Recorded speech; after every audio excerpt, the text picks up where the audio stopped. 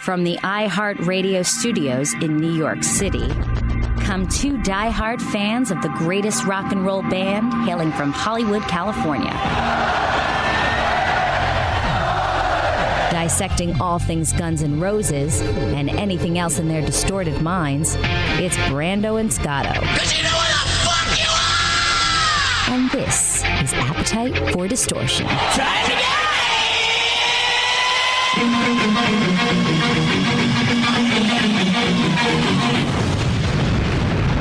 And welcome to the podcast, Appetite for Distortion, episode 38. My name is Brando. With me today, Mr. Don Jamieson, and we're both rapping off the phone. Well, not like, 2 Chainz rapping. We're conversing off the phone, waiting for Alex Grossi, who helped set up this entire interview. So we're waiting on him, but in the meantime, it's you and I. We're kind of getting to know each other a little bit, and which is... So let me backtrack to how, I guess, you and I got on the phone at this moment. Yeah. First of all, let me say happy Hanukkah, and I hope your menorahs are rocking tonight. You know what, Don? That's a perfect place to start. Thank you, because I just did an interview with Scott Ian, and I wished him a happy Hanukkah as well.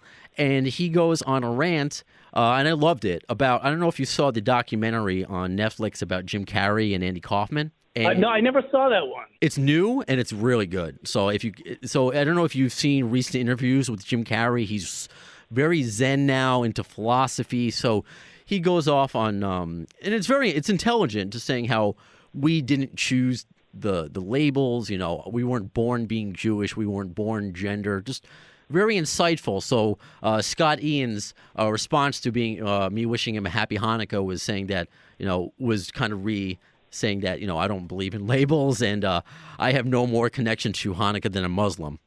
So I'm like, oh, okay, well. He's good with the rants, that's Well, it was just a segue, because I'm currently wearing my my Guns N' Moses t-shirt that I got.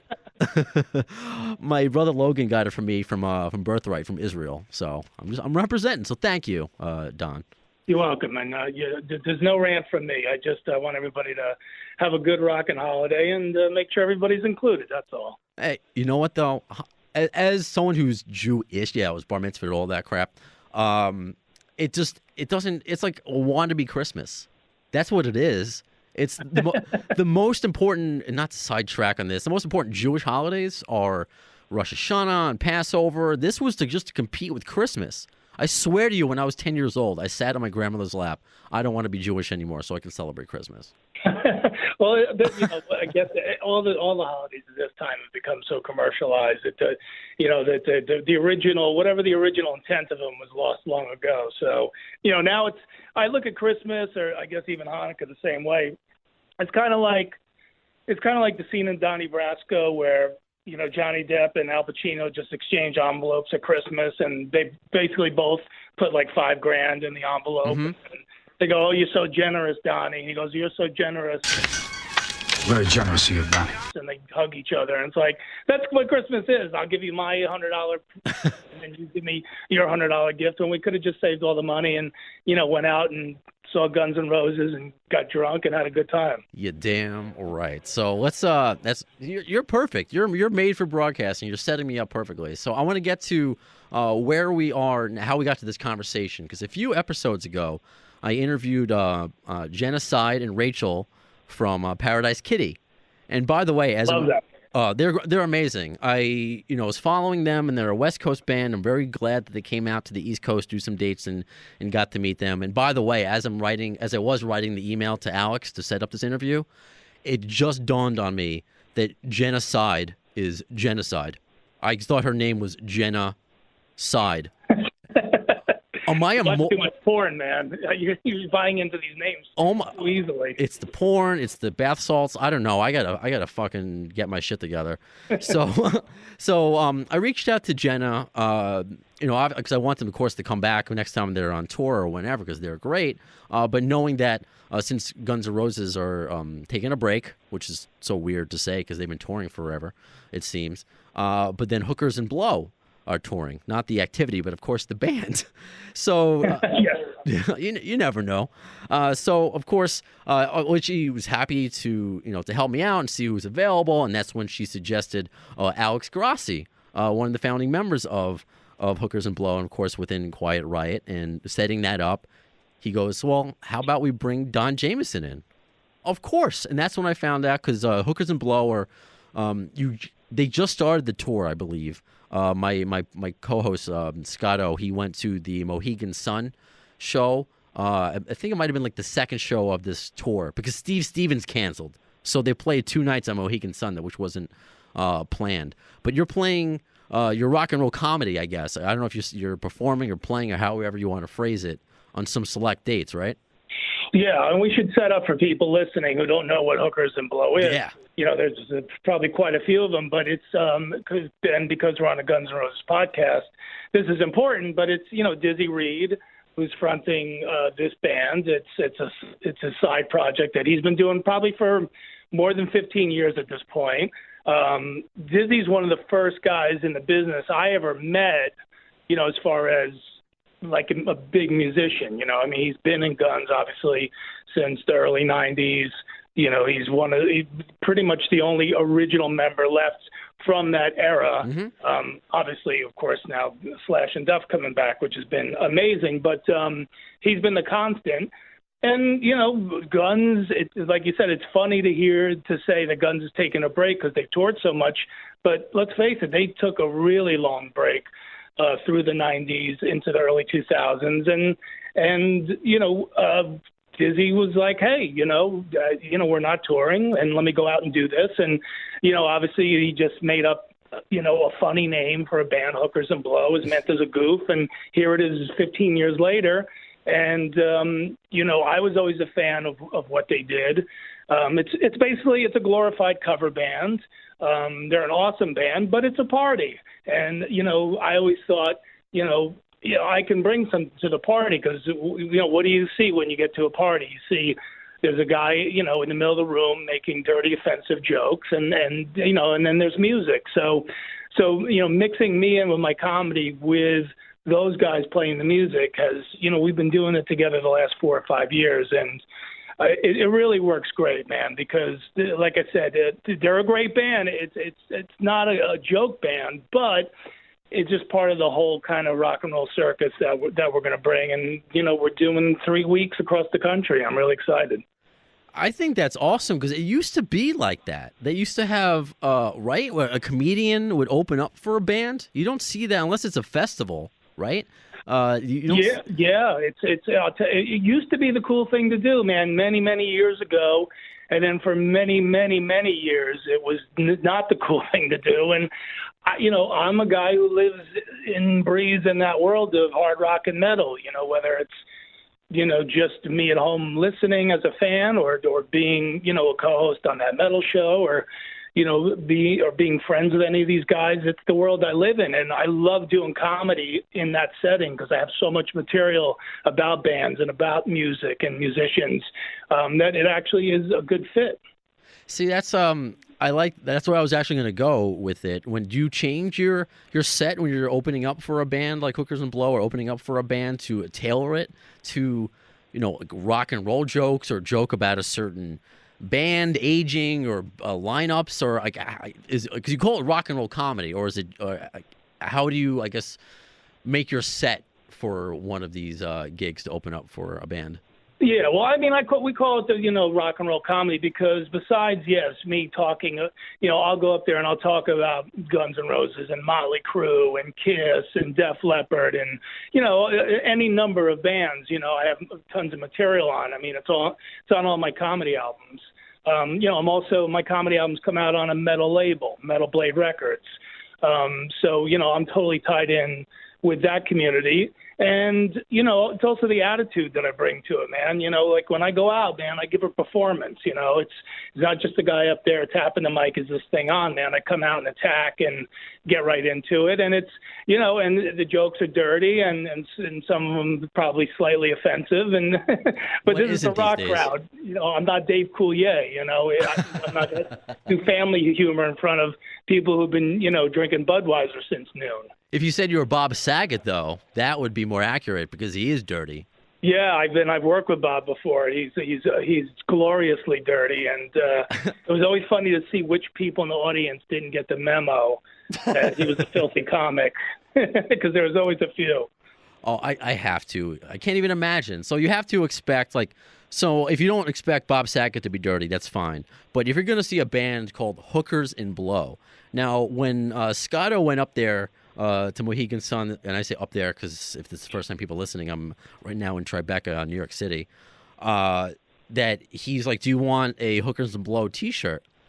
And I have like 10 Guns N' Roses shirts. You know, I'm a band t-shirt guy as well, like you are. And I'm like, I do. I wear some pretty stupid stuff. You know, I wear my grandfather's members only jacket. I wear SpongeBob shirts.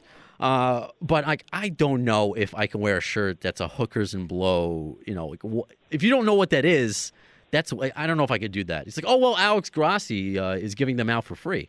Oh, okay, well, grab me one. And the best part about the logo is that it's actually it's chopped out in lines of cocaine. So if you don't get the subtle reference to drugs and prostitutes, the font certainly spells it out. Unbelievable. And so that's great. And I have to. Are you going to be playing the show when you guys are, when Hookers and Blow are coming to Queens? Was it Blackthorn, right? Yeah. I jump on the bus with them, which is a whole other thing, which is hilarious. But I jump on the bus with them in Salt Lake City, Utah, and we come down, through the middle of the country, all the way up into Massachusetts, and then we end back down in the Chicago area. So we're going to cover a lot of ground.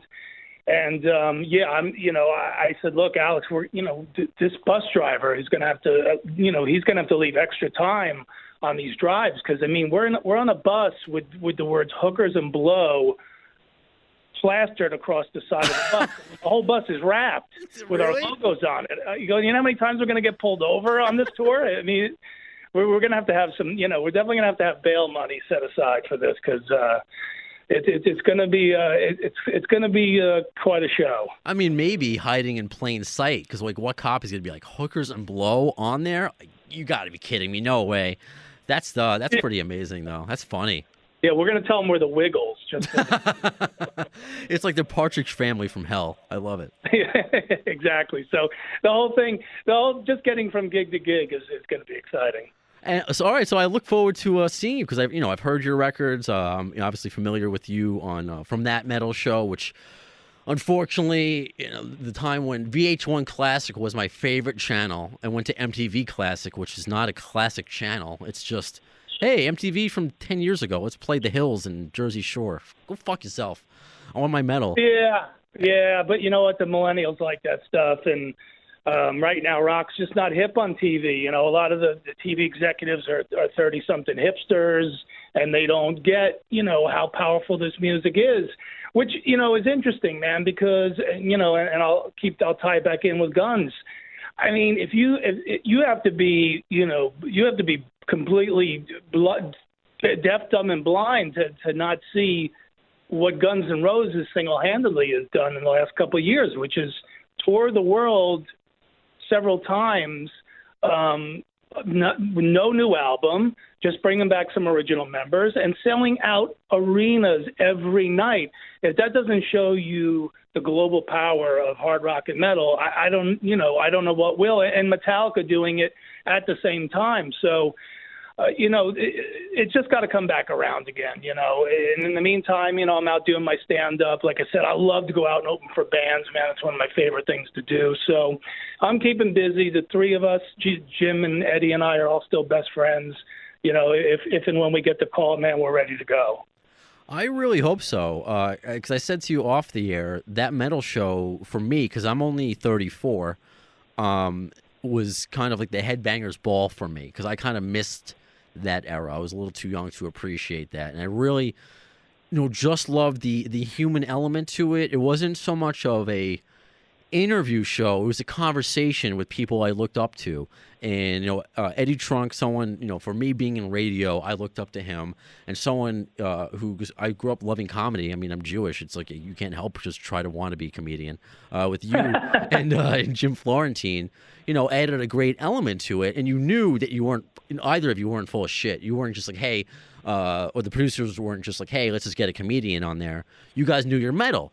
So especially someone like you who likes like death metal and hardcore metal, you're not biased. You know, and like just like you said, how you have to be deaf, dumb, and blind to not see what Guns N' Roses just did.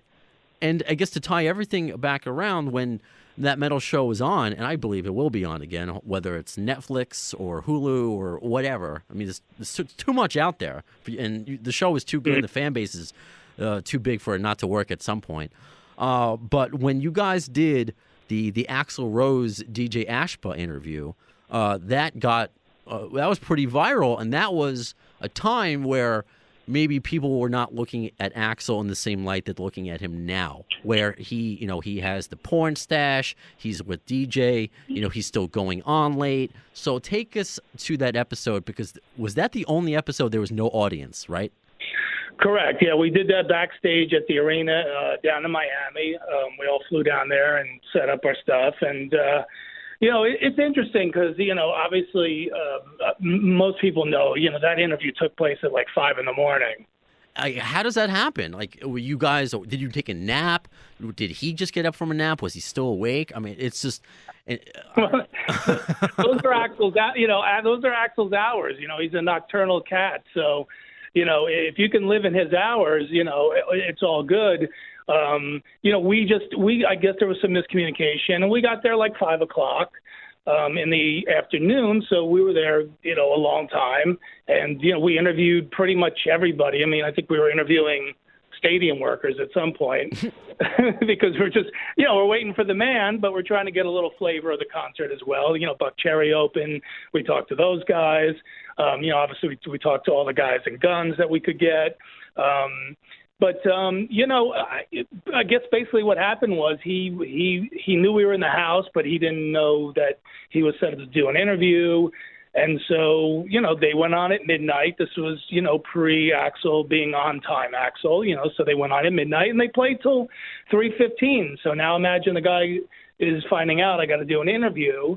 He's going to want to shower and get himself together, to be on TV. He hadn't done a TV interview in 20 years. So he's not just going to walk off stage and sit down with us. So, but, it was just about 5 a.m. And look, I always look at it this way. When I was younger, I chased strippers out till 5 a.m. So to get the first Axl interview after 20 years on TV, I'm going to wait it out. What did that mean to you as a fan, as someone in the industry, to interview someone? I mean, not someone like Axl Rose, to interview Axl Rose. And yes, DJ Ashba was there too. Yeah, so the DJ Ashba thing is funny, and I love DJ, and he's a friend of mine. But and he got so much crap for that, man, because basically he did just sit there the whole time. But he was the Ed McMahon. But he did the right thing. I'm not sticking up because he's a buddy, but he did the right thing, which was, again, Axl hadn't done a TV interview in 20 years, and he asked, hey, is it cool if DJ sits in on the interview with me? I think he just wanted to have, he wanted to have a friend with him, and I think DJ kind of was like, if he needs me to chime in, I will. And if he doesn't, then I'm here, just as support. So, I think even though it might have come off kind of weird on air, I think that's kind of the background to how that happened. As far as the interview, man, look, I loved it. I thought considering, like I said, it was 5 a.m., we were all a little bleary-eyed. We did a pretty good job. I always hoped there would have been a part 2 to the interview. But, I'm happy with what we did. Obviously we made a little bit of rock history with that. And the only reason we actually cut it short was we all actually had flights to get. He was ready to keep going. He was like, where are you guys going? We're like, we got flights in 2 hours. We went right from the arena back to the airport, so we had to get out of there. Oh, wow. Okay, that's cool that he wanted to talk more. But I'm sure you guys were just so tired. Well, he's all refreshed because, 5 a.m. is like, that's his like dinner time. So then how did we get to where we are now, where Guns N' Roses are going on at 7 o'clock? And that's something. Yeah, amazing. We spoke. That's been a topic of conversation on this podcast, where, you have old Jewish man me who I want to be in bed and all tucked in my PJs, and but then there are people like my journalist friend Art Tavana, who writes for Playboy. He's like, "Where's the danger gone?" I want them to go on at midnight, not know what's going to happen. So, what do you prefer, and why do you think that's changed? Yeah, that's funny that he said that, because I'm the same way. I'm like, I still want some danger in my rock and roll, but no, you know what, man? I think with, and this is me speculating. I haven't talked to anybody about this, and as much as Dizzy Reed is, I could talk to him about anything. We rarely talk about guns because that's what he gets asked about all the time. So I try not to bog him down with a lot of questions, but I think it's this, man. I think it's like with Slash and Duff back in the band, I just think there's just a lot of good feelings going around, and they want to put on a great show for the fans. I know Slash, when we did that metal show, one of the things he did mention, when we talk, because it always would come up, would there ever be a reunion with Axl? And I think one of the things he said in the interview that we did with him was, look, I let go of whatever bad vibes there were years ago. But if it did happen, one of the things that I would want to insist on is getting on stage on time. So, whether or not that he carried that over, and I think it's just a combination of stuff. But yeah, it's crazy. Even Del James, their tour manager, who's great on social media with getting the word out. He posts the set times and goes, hey, we went on 5 minutes early last night, so make sure you get in. There's no opener tonight. And so, I think people are loving it because, like you said, a lot of their crowd is people my age, or I'm 51, so I kind of I could still go out and hang with the best of them, but if I can get home at a reasonable hour, I appreciate it. And but the bottom line is, man, they're still putting on a kick-ass show. They still play 3 hours every night. It never feels like 3 hours. It always feels like they played 5 or 6 songs, and it's the only band that plays three to 3.5 hours, and you leave going, they didn't play my Michelle.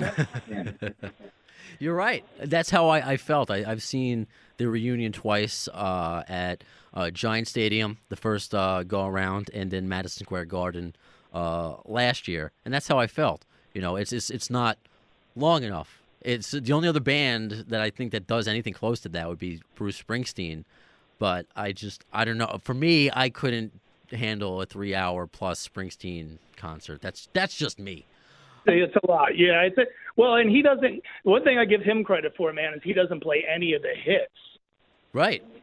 He just plays deep cuts. So I've actually gone with friends to see him, and I'm like, I kind of actually love this because, his hits got overplayed so many times on the radio. It's like I don't want to hear "Born in the USA." I'd rather hear a song I'd never heard before. If it's a good song, I'm into it. If not, beer time. You're right, and so I guess this is also a good segue too, as far as like what you play or what can be played by a band or Guns N' Roses is the amount of the last show that they played 8 tracks off Chinese Democracy. Like, what are your thoughts on that? Just as a overall question, did you ever imagine it when you spoke to Slash all those years ago? Because that wasn't even a thought. It was like, hey, ever think of the reunion first of all? Let alone anything with Chinese Democracy. So that's because I will see people go to the bathroom during Chinese Democracy songs. Not always, and they are well received for the most part in the press. But at the MSG show, it might have been This I Love, I saw a handful of people get up and go to the bathroom.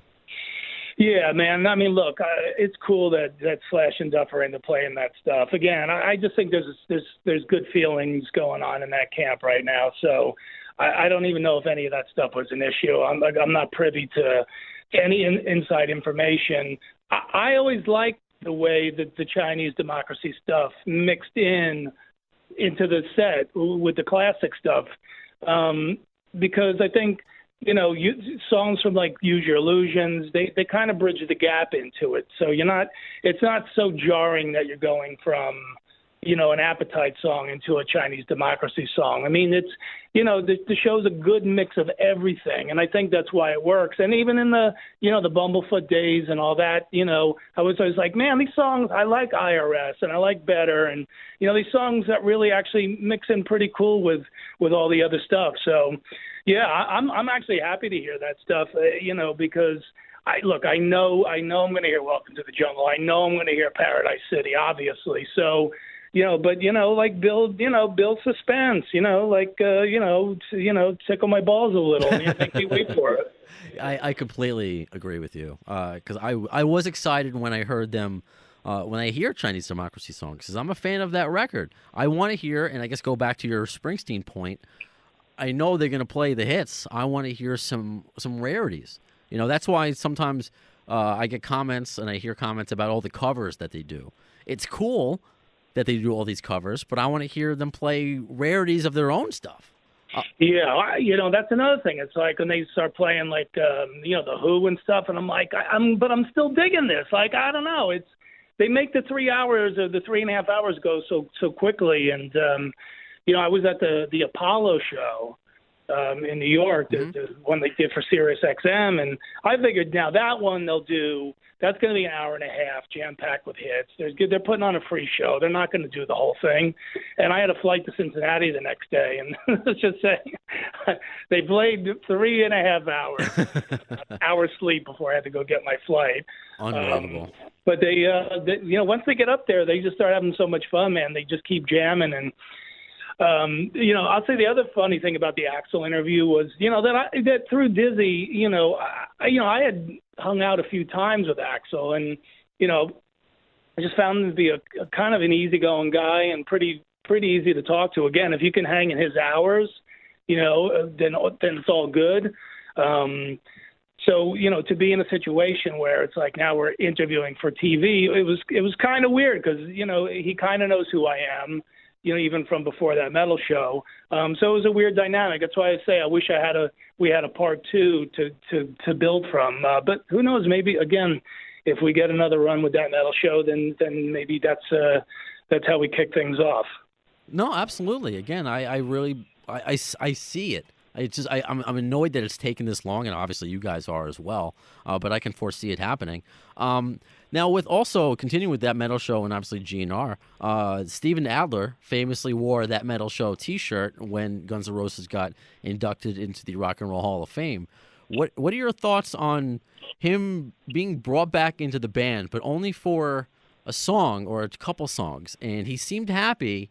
But there was an interview after, I believe, with a buddy of yours, a mutual friend, Mitch LaFon, where sure. he didn't seem too happy about that specific role and would just want to be in the band full time. Yeah, everybody loves Steven. He's impossible not to love. He's a 10-year-old kid in a grown man's body. He's such a lovable dude, and obviously he'll always, in my book, just for wearing that metal show T-shirt. To the Rock and Roll Hall of Fame. Like that's the greatest thing ever, man. What a cool thing for him to do. But I think as far as touring, man, he's done a lot of damage to himself, which he's fully admits to, and whether or not they believed, I guess, that he could be part of the touring machine. I mean, that's probably what it came down to. And believe me, as a fan of Guns, since getting Appetite with the original Robot cover, so I've been there since day one. I wish he would be a part of it, and I wish Izzy would be a part of it. But I got to say, there's definitely a lot of magic between those three, Axl and Slash and Duff. Man, you could feel the difference. It's something you just can't duplicate it, man. So, I'm glad Steven's getting, at least a little spotlight on him.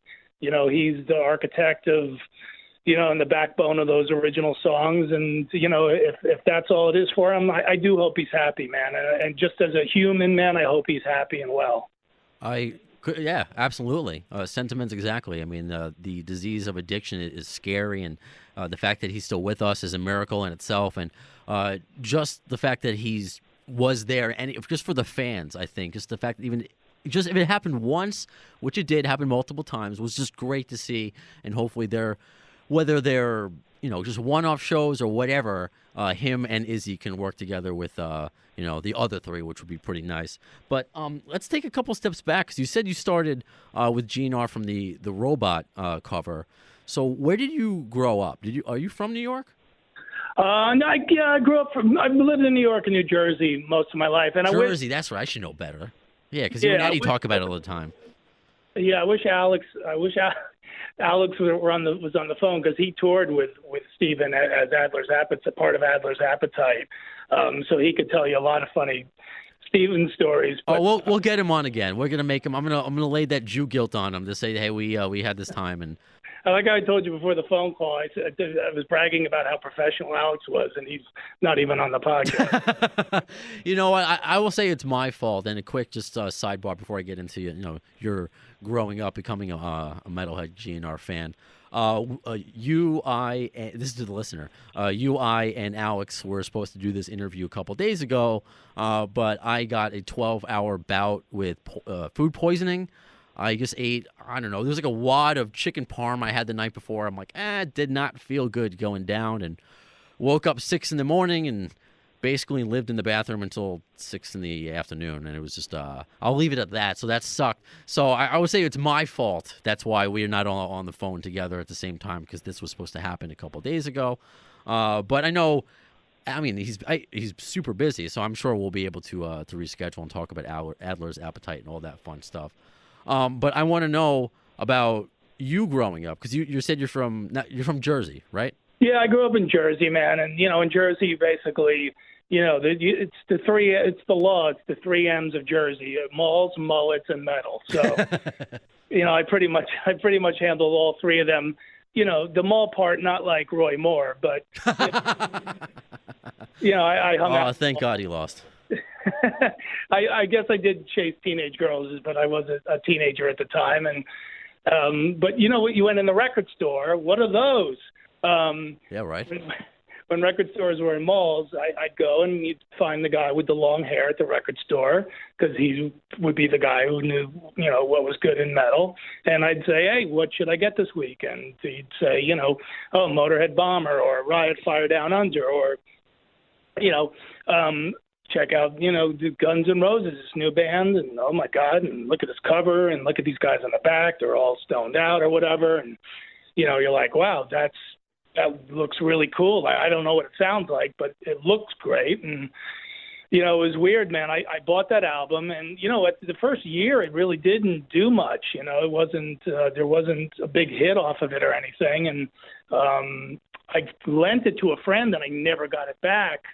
And not knowing that, then Sweet Child of Mine the following summer would become a humongous hit and catapult that album into just, the stratosphere. And then they changed the cover.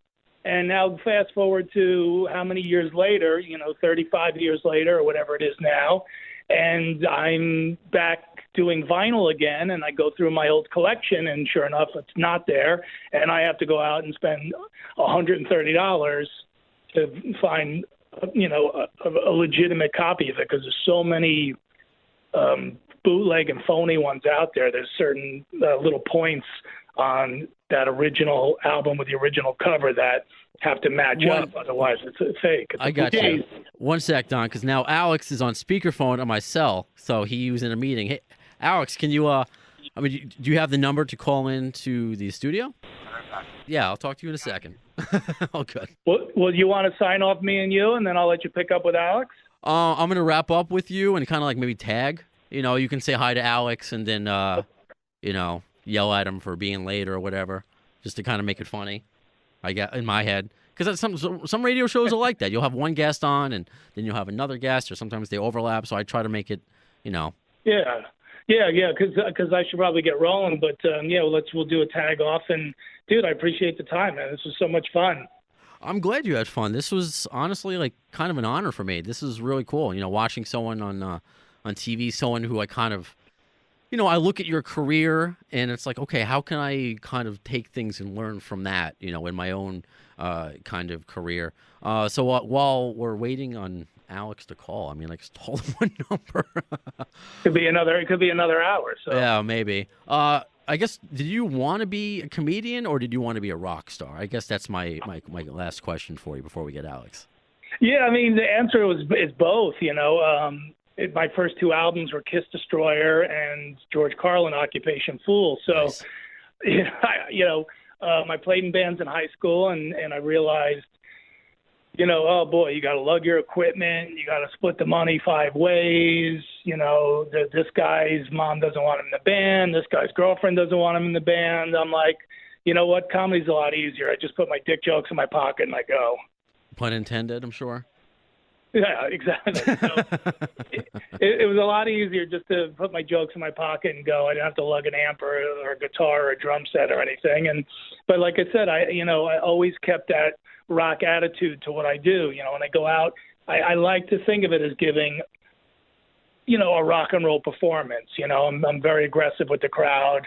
I'm loud. I'm in your face, and that's so a lot of my style. As much as I worship lots of other comedians, a lot of my style was influenced also by frontmen like David Lee Roth or Ozzy or people like that, Alice Cooper, where, they gave you a show, you couldn't take your eyes off the stage. So, I'm not putting myself in their league, but, I took just as much from them in terms of performance as I did from a George Carlin or an Andrew Dice Clay or anybody like that.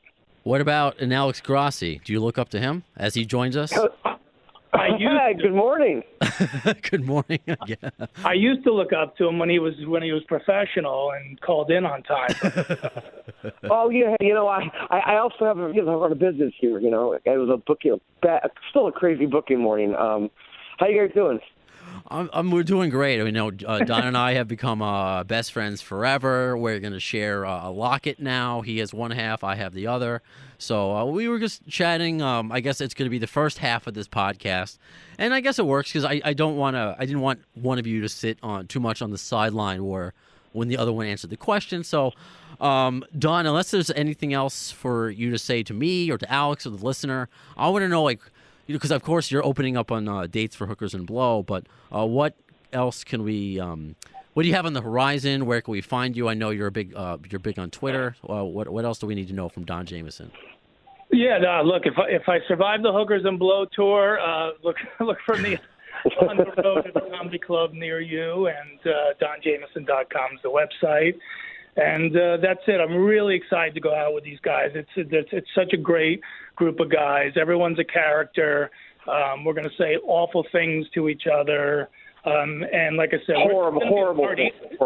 Horrible, deplorable things. Alex will tell you the deplorable story.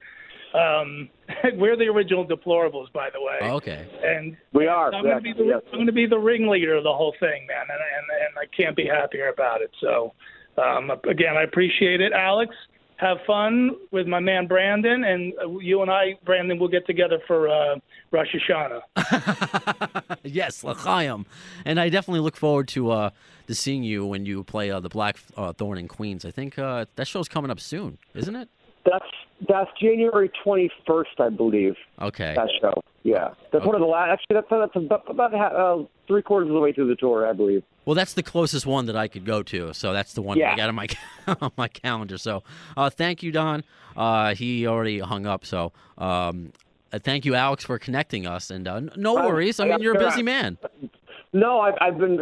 I'm also, in addition to being the guitarist in Hookers and Blow, I'm also the manager and booking agent as well. And I had a little bit of a booking emergency this morning. So, this morning is being out here in California. So, it's been a long day so far. But anyway, I apologize. But thank you for having me. It's good to be here. No, you've had a long day. And you know what? I had a long day as well. Because obviously I'm in New York and I thought you were in Vegas, but you're in California now. I guess not like same time zone, Vegas, yeah. Okay, well, I'm in Vegas. And I was in California all day yesterday doing an interview with a lot of press going on for the tour, which is a good thing. Yeah. But it really the thing about this whole the whole Hookers and Blow tour is that it really has kind of snowballed into, no pun intended, really snowballed into a thing like we started off doing a week, and it's 2 weeks, and it's 3 weeks. Then we're doing a bus. Now we're doing 2 legs of the tour. We're doing December dates out here, and then getting the bus in January and riding all the way, literally circling the country in January. So, there's a lot of logistics that need to go down, to kind of make everything happen. I mean, a bus in January is not necessarily the best decision, Oh yeah. I mean, I was surprised to see the amount of dates condensed that you're doing, the amount of travel that you're doing, but it's great. It is. And we literally are doing 22 shows in 23 days at one point. That's insane. That's if I may, that's a lot of hookers and blow. Like that's a lot of hookers and blow. In January, no less, we're going to Colorado, Wyoming, and then all the way around the East Coast. So it's like, okay, let's just give it a shot. I mean, the nice thing is, we've got a great company that's handling the tour bus and everything. So, and we put as the booking agent, I put a buffer zone, in case anything goes wrong, snowstorms or flat tires or, what have you, as tour buses go. But, it really, the way I see it is if we're out there, we might as well be out there, if there's markets like Jackson, Wyoming that don't get a lot of rock concerts, let's just go play there, let's just go do it. Why not? And those are usually the fan bases that really appreciate it. When I talk to comedians, I didn't get the chance to ask Don this, but when I've spoken to, interviewed other comedians, they really seem to like the smaller markets because they seem more appreciative. Like, hey, you came out to, Arkansas, we mean that to you, that you come see us. So it is very cool, especially when you are a part of, I don't want to label, I guess you guys play cover songs, but you're all stars in your own right. So a chance to see members of Guns N' Roses, Quiet Riot, Enough's Enough, that's for them to go into your town. That's pretty cool. When you guys don't have to, you're in big bands already. Well, it's ironic because a lot of times, like a band like Kiss will go on tour and do like all the major markets, like in Detroit, New York, Chicago, Boston, L.A., and then they'll come back and Kiss actually, when they put their makeup back on the first time, did the quote Lost Cities tour after the first leg of their reunion tour, with Ace and Peter.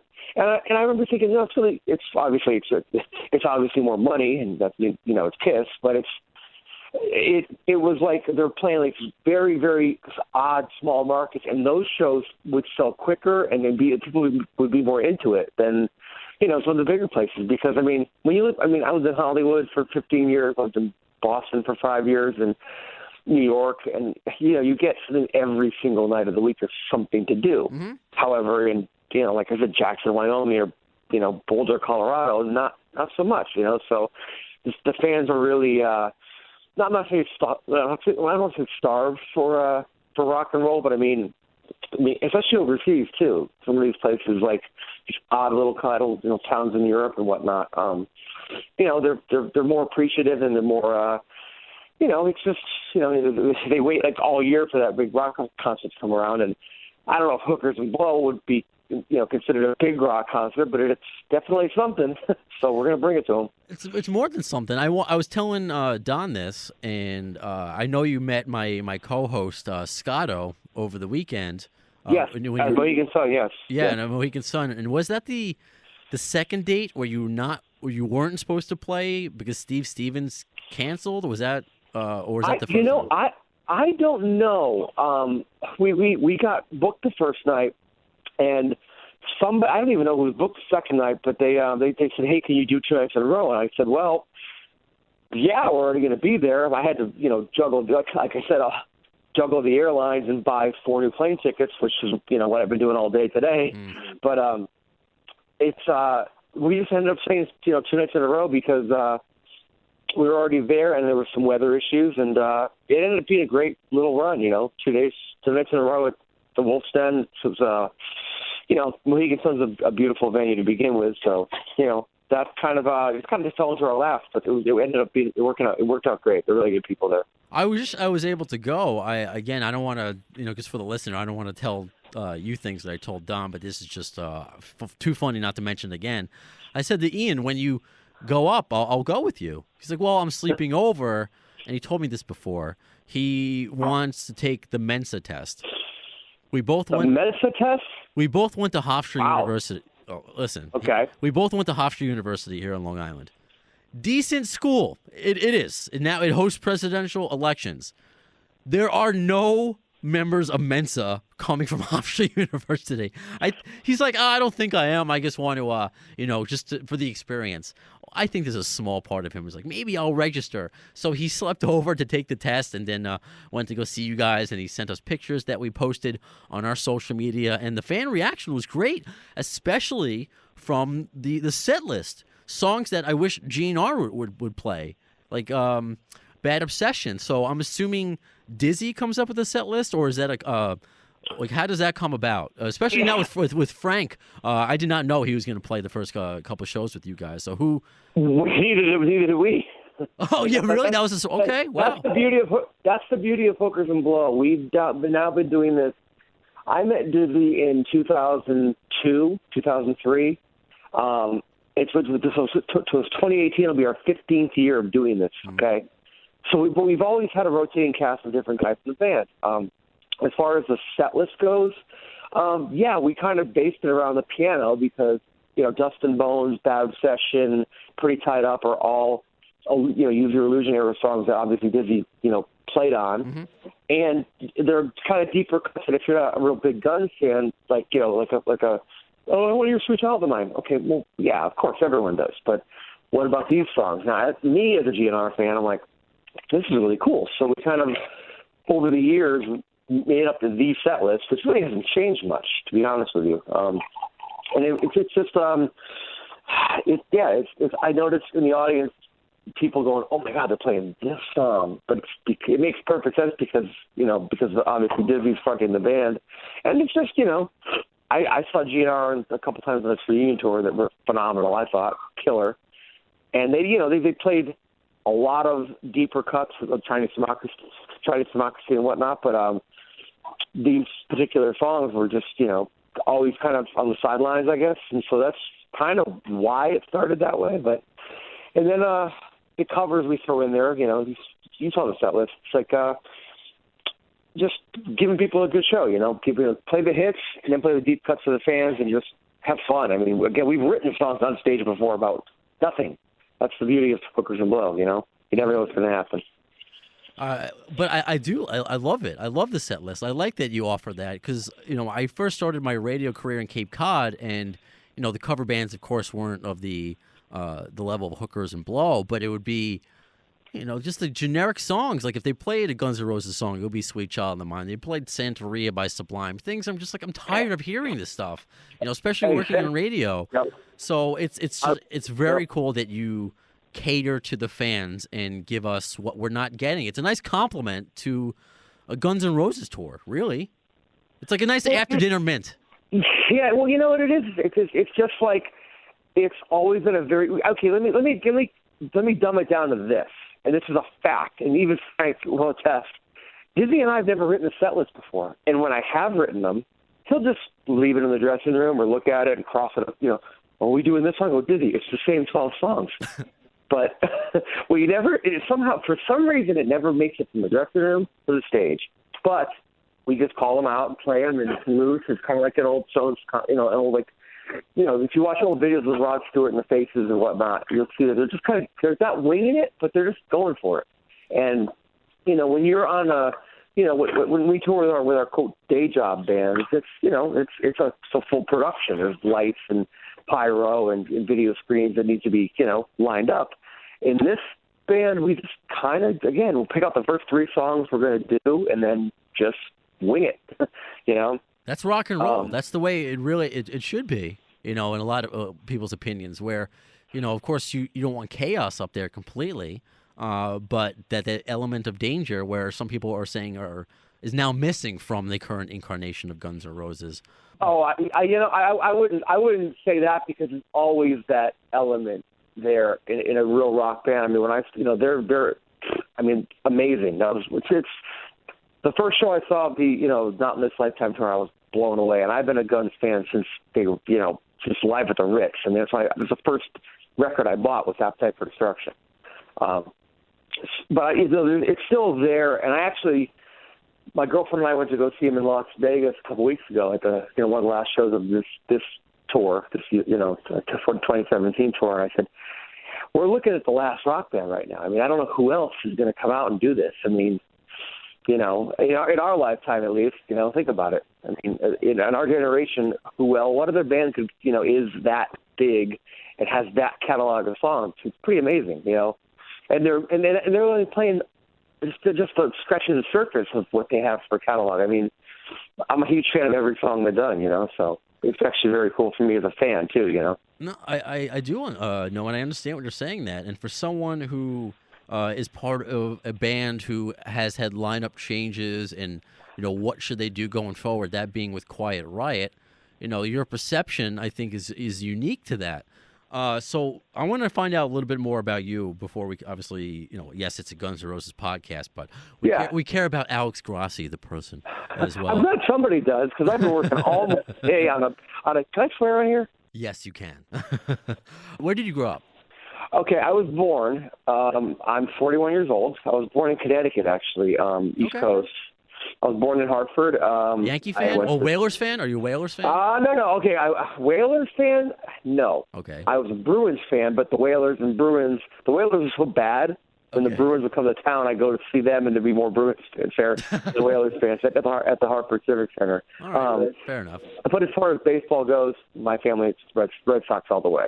All right. Well, all right. I don't want to get into that. Okay, moving on. I've been dealing with this my whole life because literally Hartford, Connecticut is basically halfway between New York and Boston. Right.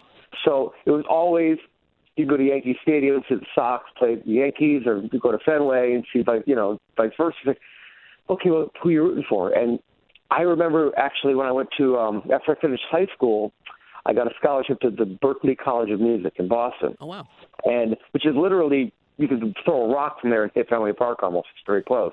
Sure. I used to live in, I started radio in Cape Cod, but I would visit Boston, Stoughton, Austin, and all those cities quite often. Yeah. It's Boston, it's a small city, but it's still, you know, it's almost like New York's obviously a bigger city and, you know, it's New York, but you know, it's like the underdog, you know, like the Rudy Rudiger of cities, you will, you know. Yeah, until you won the World Series, but yes. Sorry, I go off and on. I have ADD sometimes, but so do I. Believe me, I've been working all day on a lot of different. I've been working on certain things all morning. So, anyways, it's you know, growing up back there was very it was interesting because I never wanted to live in, you know, New York or Boston, but by proxy, you know, being in Hartford, Connecticut, there was really no music scene. So the second I finished high school, which all throughout high school I played in cover bands, you know, doing the bar scene in Connecticut, I said I gotta get out of here, you know. So it's about, you know, I got the Berklee deal and went up there, and 2 weeks into my Berklee tenure, when you sort of call it that, I got called to play guitar for a band called Angry Salad. And we toured for a couple of years. We got a record deal with Atlantic Records, spent a shit ton of their money, and then got dropped, like most bands. You know, you think you're going to make it, like, oh, here we go. Nope. You know, our record came out the same week Devil Without a Cause by Kid Rock came out. Oh, wow. And, yeah, so all of a sudden Atlantic goes, well, every dollar we give you guys, we're getting a negative $2 back. Every dollar we give to Kid Rock, we're getting $25 back. So guess what? You're dropped. From there, the rest of the band cut their hair, got regular jobs, got married, had children, and I moved to Los Angeles. And that's kind of the abbreviated story of my life in so many words. But I like that, though, that you were still committed to making it. So then, you know, speed up a little bit, because, I mean, for someone, you weren't sure, you got dropped from your first label. So, like you just said, your bandmates, in essence, moved on from that. You did not. Yeah, I call it, you know, the best way to put it is this. There's people that are lifers that are in it to, you know, just to go. And there's people that just, okay, I'm going to try this, but I have something to fall back on. I didn't have anything to fall back on. I said, well, I mean, once I was already doing club dates and touring, like you know, regional touring in high school. So once I finished high school, I did, you know, went to Berklee, but Berklee is not going to make you a rock star, which I think is hilarious because they actually had a rock star class at Berklee, Rock and Roll 101. I'm like, wait a second, how do you teach rock and roll? Yeah, they actually did when I went there in the late 90s.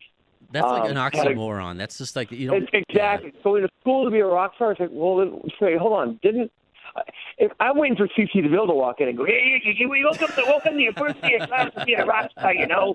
Yes. And no, I said I got some dude. I couldn't tell you his name because he's not a rock star, A.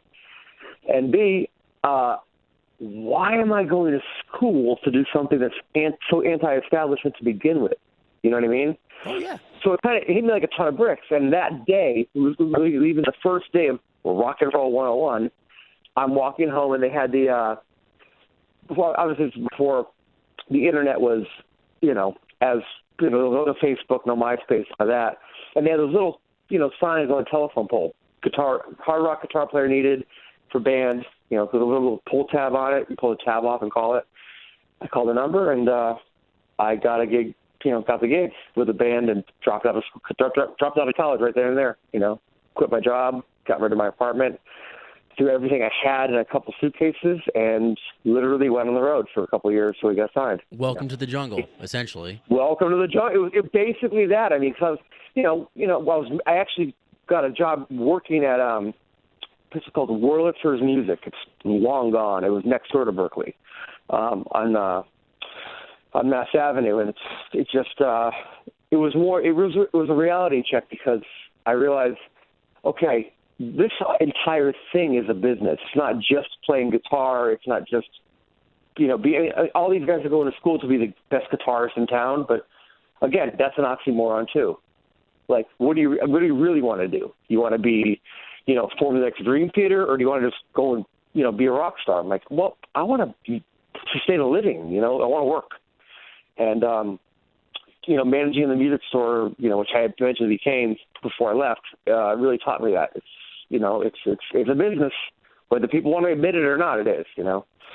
No, absolutely, and that's been another topic of discussion here on the podcast. You know, when we were speculating about the reunion, as far as why they may have done it, whether it's money or just feelings, combination of both, and just that phrase comes down a lot, is just it's a business, and that's why, you know, maybe Izzy's not a part of it now, and so there's been it's whether we like it or not, that's the truth. But you stuck with it, and you've been successful. So let's speed up, unless I'm missing something, because you've worked with like huge names. It wasn't just you quit after your first band. No. Basically, when the band got dropped, it was when AOL merged with Time Warner. Okay, we're like Warner Brothers. We were signed to Atlantic. It was Warner Brothers, Elektra, Atlantic. Everything merged with AOL, and everyone. I mean, hundreds of people lost their job. Literally, I was watching Ray, the Ray Charles movie, the other night. So was I. With Jamie Foxx. Okay, and I'm looking at Ahmet Ertegun being played by the Booger from Revenge of the Nerds.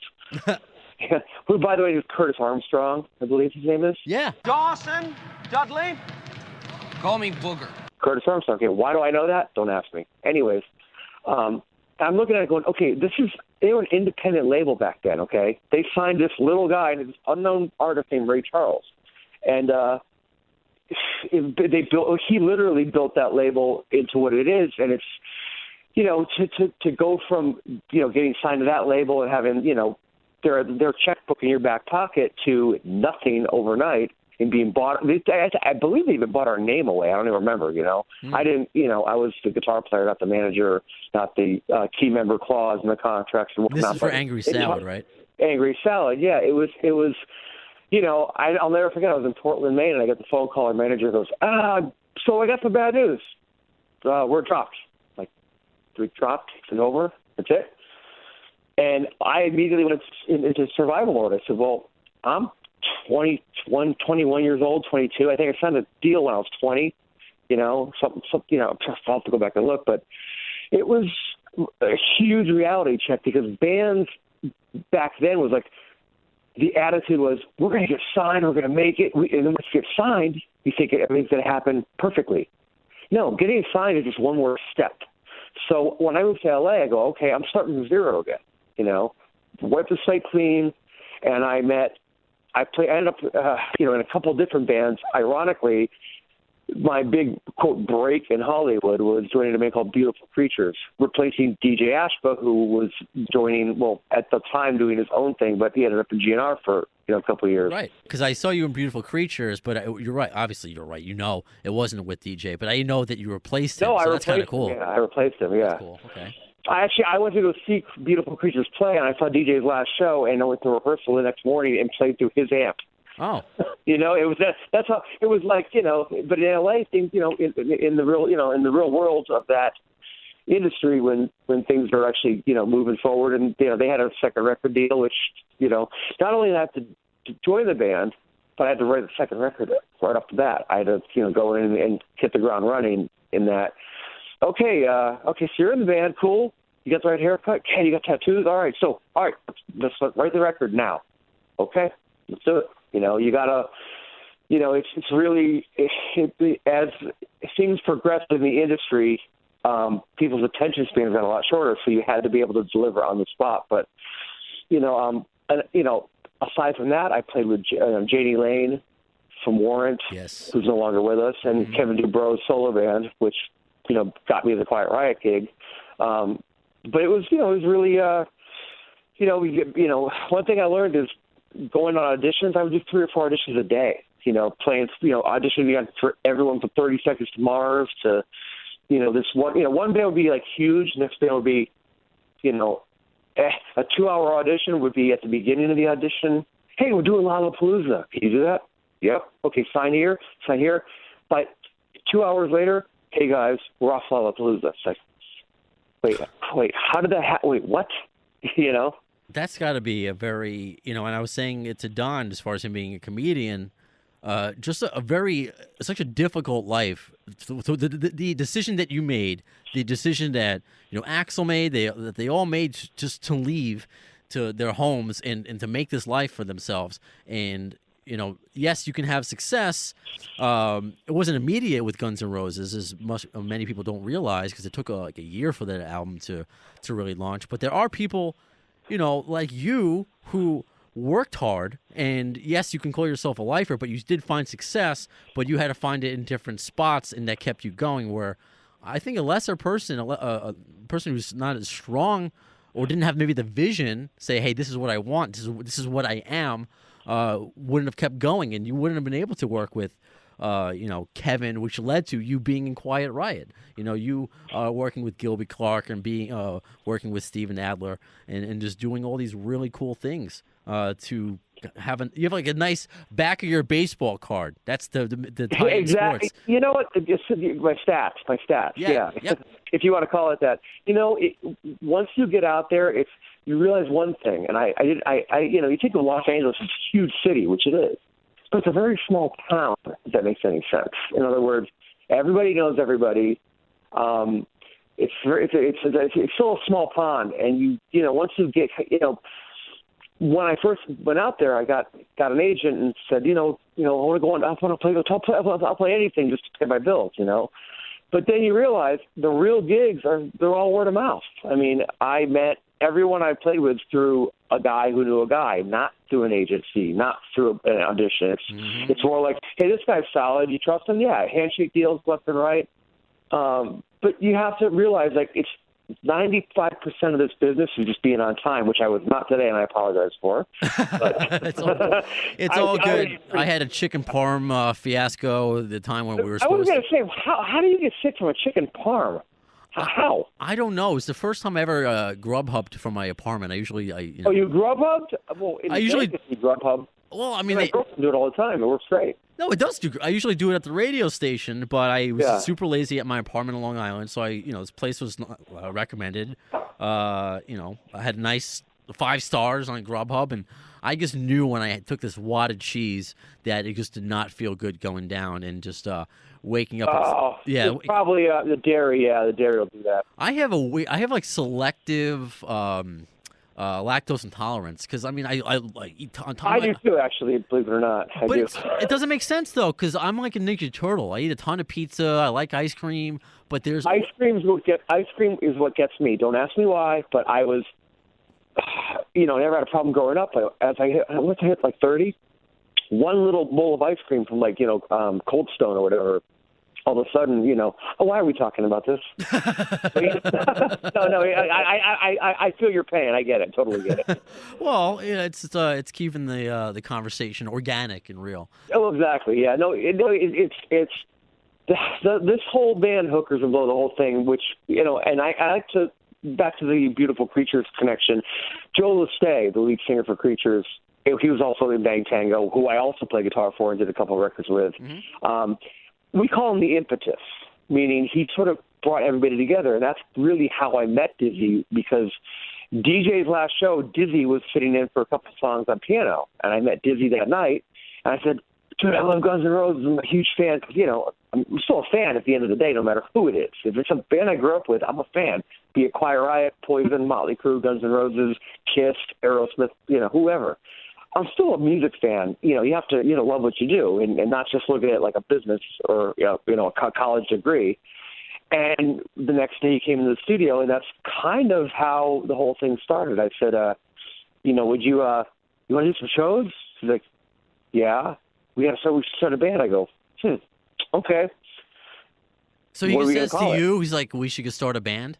Yeah, we just kind of met at this place called the Cat Club, and, he looked at me, and I said, hey, I can book some shows back east, because I'm a booking agent as well. And I said, Dizzy Reed Band, Dizzy Reed of Guns N' Roses. He goes, Hookers and Blow. I go, what? Hookers and Blow. I go, okay. And I went back to my, to the venues and said, can we call it Hookers and Blow? And they said, yeah. And I called Dizzy back. Yep, let's do it. Right there. Literally within like 8 hours, it was done. And we have not looked back since, or looked forward, for that matter. That's great, because I've heard about Hookers and Blow for the longest time. So that name, has worked. It's kind of like this. Here's the best analogy I can make. Okay, you got your day job, you got your real gig, your life, your wife, your kids. Hookers and Blow is kind of like going on that fishing trip with your buddies every couple of months, where you just get away and have fun. We're not reinventing the wheel. We're not even using the wheel half the time. It's just we just fly by the seat of our pants and go for it. It's really one of those things that we're kind of like the Seinfeld of cover bands. It's one big nothing, but in a good way.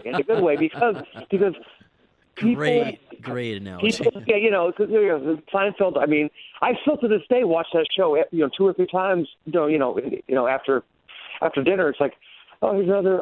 I've seen this episode 10,000 times, but I still want to watch it again. But it's the same episode, and there's no moral to the story. It's just what's going on here. I don't know, but it's funny and it's entertaining, and entertaining is what we do. It's just we're having. I think when a band's on stage enjoying each other's company and having fun, the audience tunes into that, as opposed to going to see a band that's just everything's on tape and just very regimented. That's not really what rock and roll is about. But unfortunately, it's just you have to do it. I've been in bands where we're barely playing live on stage, but you got to do it that way because let's say the singer can't hit the notes. And of course, then 6 months later they're dropped and they go into obscurity again. But for some reason, Hookers and Blow has outlasted a lot of bands that have had $1 million, double platinum, triple platinum careers, and we've played the same 12 cover songs for 15 years and we're still doing it. So I don't know. We did everything we were told not to do, and it worked. Isn't that the kind of the MO, what rock and roll really is or should be? Tell me what to do. I'm not going to do it. That's rock and roll, and you're going to like it one way or the other. Well, because when you have nothing, you have nothing to lose. And we were just like, okay, well, we all have our jobs, our quote day jobs, like I said, but we're going to go out and play. We're going to go to your city. We're going to just, oh, you want us to learn new songs? No. You want us to show up on time? No. You want us to do, everything we were taught to do, we didn't, because it wasn't really a band. It was more a concept than a band. It still is, and it's just fun. It's lighthearted. There's no malicious intent. There's no jealousy and this and that, because a lot of bands, especially moving to Los Angeles, I noticed, there's a lot of animosity, which musicians are a very petty and jealous lot of people, if you will. And, there's always an agenda under the agenda under the agenda. With us, we're just here. We're Hookers and Blow. We don't know. Why are we doing this? We don't even know. But anyways, here we go. It's like I said, like a fishing trip or a camping trip, just with a bunch of guys that have fun. And as far as the deplorable thing goes, Don mentioned the last tour we did. Okay, I don't want to get political here, but I believe at one point there's something to do with Donald Trump and the deplorables. I don't know what that meant. We got an email to our Facebook page, and we played a venue in Hartford, Connecticut. Okay, and we were good. We were on time. We were nice. We were cordial to everybody. And the next morning, I got an email to the Facebook page saying, "I'd like to say one thing right now. I was a father of one of the opening band's, the opening band's drummer or whatever. Your behavior was nothing short of deplorable." And I read it in the van to Dizzy and to Don and to Johnny, and I said, "What do we do?" Like, I didn't even understand it. It was just Did you bite the head off a bat? Did you pee? Did you kick a secure camera person in the face? Ozzy Osbourne bit a head off. Okay, exactly. He bit the head off a bat. Okay, he peed on the Alamo in a dress, or so the legend goes. We showed up. We were ourselves. And I go, we maybe just are. The fact that we're doing this professionally, and it is deplorable, but that is rock and roll, So I go, I don't know what we did, and I look around and I go, we were good last night. I go, well, define good. No one got arrested, so that's good. We've had some definite moments that are I always keep a journal of things, and I'm like, we've really kind of kept this thing going for a long time. And again, why? That's like, if we ever made a movie about the band, I just call it Why.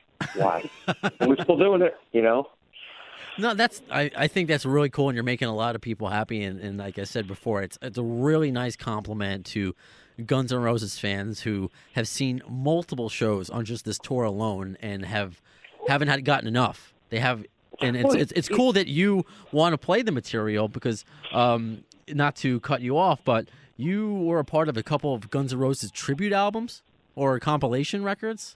I actually got hired to play guitar on some I don't even know what I couldn't even tell you what they're called. You know what it is? Basically, they would call and say, "Hey, can you blow a solo on this thing or play on this?" And it's again, yeah, I got to pay my rent. I'll do whatever. Okay. But as a fan, I always loved the fact that I was playing with something that, I don't want to call it keep my musical integrity, but it's like when you get hired to play in Katy Perry's band or in Pink's band, it's not the same as playing music that you grew up listening to and like with the guy who recorded it. So it's fun, it's cool. And people, like I said, the audience can pick up on that, they can tell it's genuine. So yeah, it's definitely, or in a way it's organic, which, a lot of in this day and age with music, it's not too easy to find. No, it's not. And just so you know the names of the albums that you were on for the compilation, they both came out in 2006. I didn't know this prior to today either. One is It's So Easy, a Millennium tribute to Guns N' Roses, and the other one is Chinese Hypocrisy, a tribute to Guns N' Roses. You know what? The label called me to send the tracks in. I don't know what they're called, though. Is it? Chinese Hypocrisy, that's not cool. Yeah, I looked. It's a normal tribute album, but when the name of the record, I was like, "Whoa, what is that about?" Well, you know what? I don't know. I just got hired to play the tracks. I did it, but it came out before Chinese finally dropped, so maybe they were just making fun of the name somehow. I don't know. Yeah. I think the Offspring tried to call their album Chinese Democracy as well. Yes. So how'd that work out for them? We're the Offspring right now. I don't know. Play Mohegan Sun. Yeah. We're are the Offspring because I don't know. I just saw Guns N' Roses sell out 50 stadiums in a row. I don't see the Offspring out there doing it. So somebody has the last laugh, don't they? No, yeah. I was Offspring's different. I grew up with them on the K-Rocks, but they never hit anything close to the level of what GNR is. And they're a respectable '90s band, but again, I could not do a podcast about the Offspring.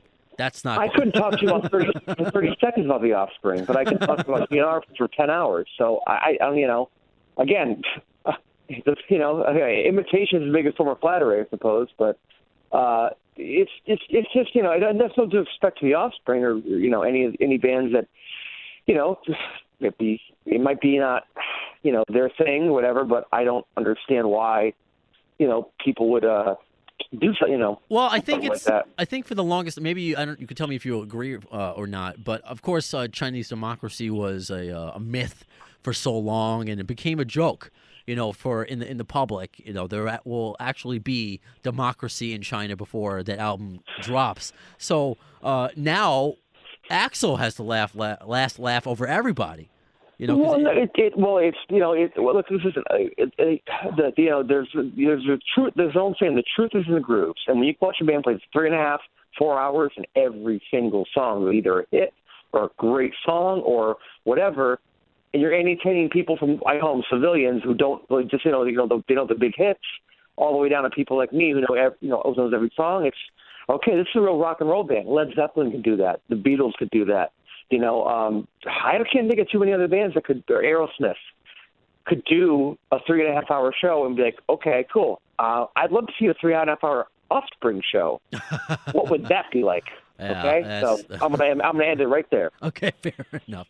Well, then I want to segue into your other band now, which is Quiet Riot, which I learned something cool when we did an interview a few episodes ago with Stevie Rochelle from Tough and Metal Sludge, and with Frankie leading this band, being the drummer, and this was around the time where Bobby Blotzer was taking the Rat name, and we're trying to figure out who should really be in the Guns N' Roses reunion. So a lot of questions is good fodder for conversation.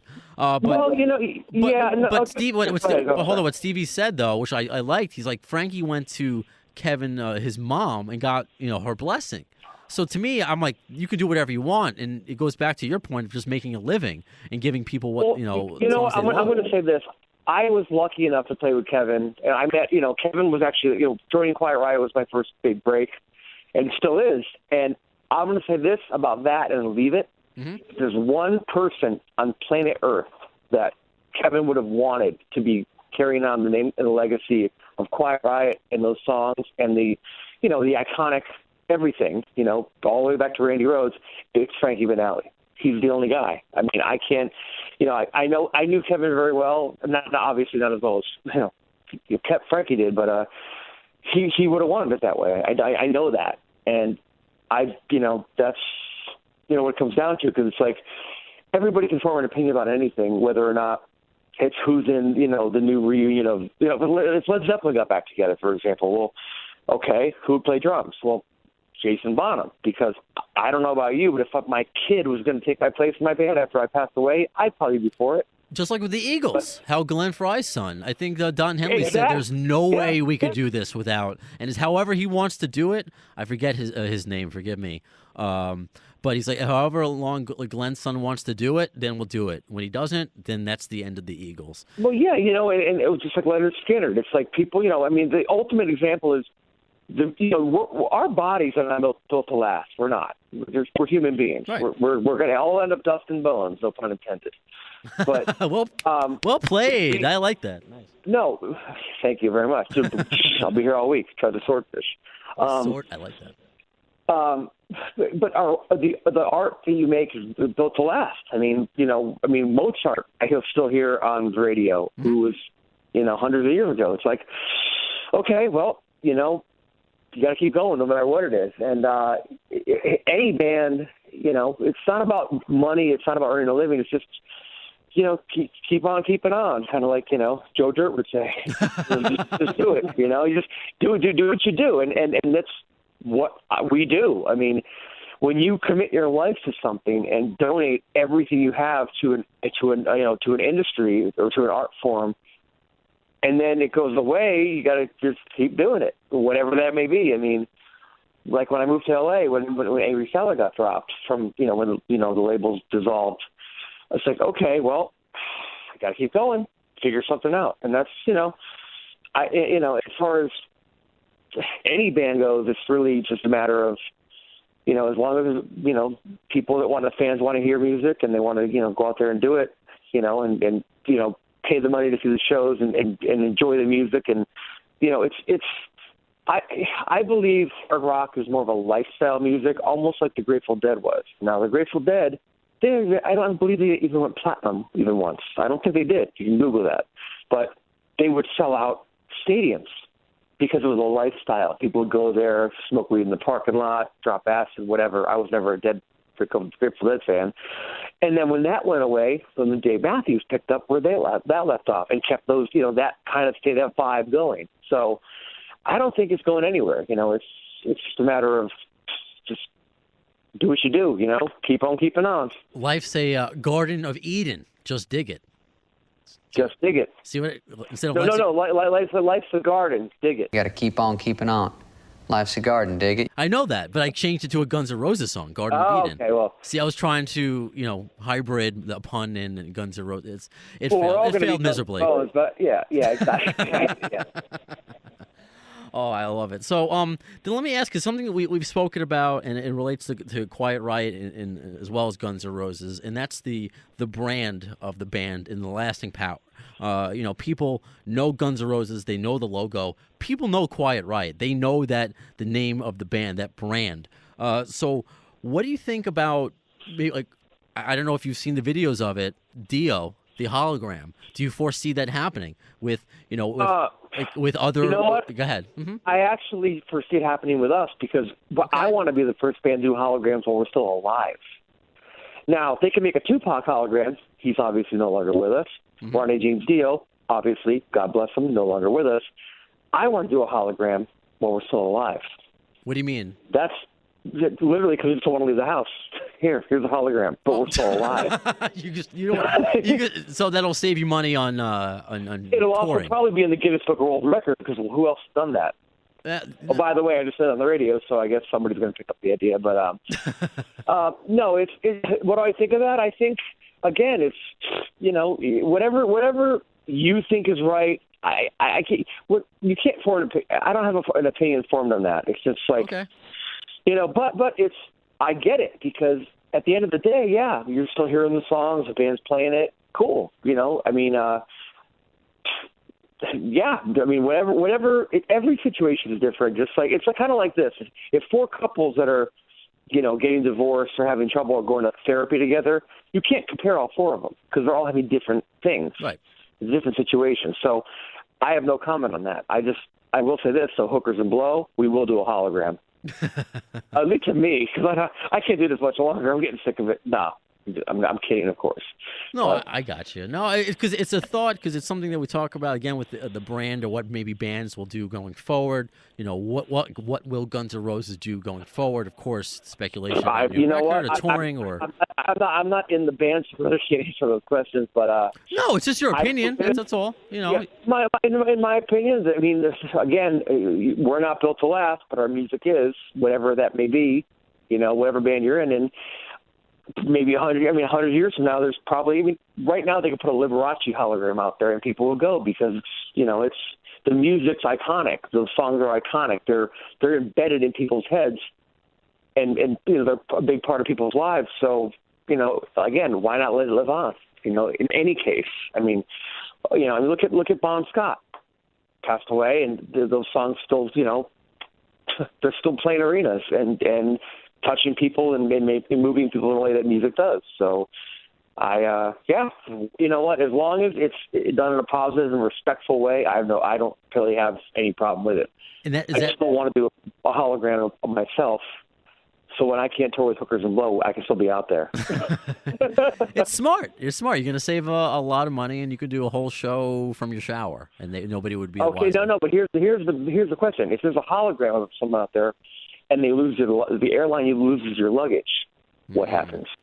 Because they can basically fold you up and put you in a suitcase, I guess. So, I don't know what happens. Oops. I think this is going to have to be. We're going to have to storyboard this and plan this for part 2. It's got to be well thought out, that's for sure. But it's. I personally have never seen in person a hologram show, but apparently it's again, none of us are getting any younger, so you never know what could happen. But. No, it's just interesting, and especially when you're working with because it makes me think of just younger bands, and yes, bands like Quiet Riot, AC/DC, and GNR can live on, but you got somebody young, James Durbin, from American Idol, now fronting the band. So for someone, he's